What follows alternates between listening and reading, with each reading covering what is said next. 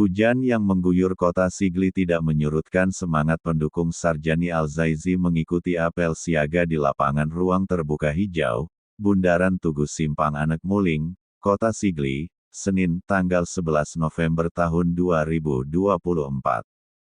Meski hujan mengguyur, para pendukung pasangan nomor urut 2 tidak beranjak dari lokasi dan massa terus berdatangan memadati lokasi apel siaga tersebut. Para pendukung terlihat mengenakan pakaian merah hitam bergambar Sarjani Al-Zaizi. Belasan ribu anggota tim pemenangan bahkan terlihat rela berbasah-basahan sambil mengikuti rangkaian kegiatan yang dibuka sekitar pukul 14 waktu Indonesia Barat.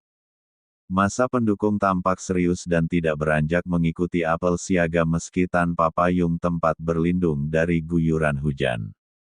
Sesekali terdengar yel-yel teriakan hidup Sarjani Al-Zaizi.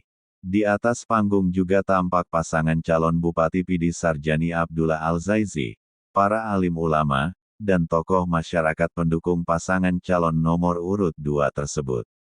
Apel siaga tetap berlangsung, dan pentas dimeriahkan penampilan seniman Aceh oleh Nazar Apache.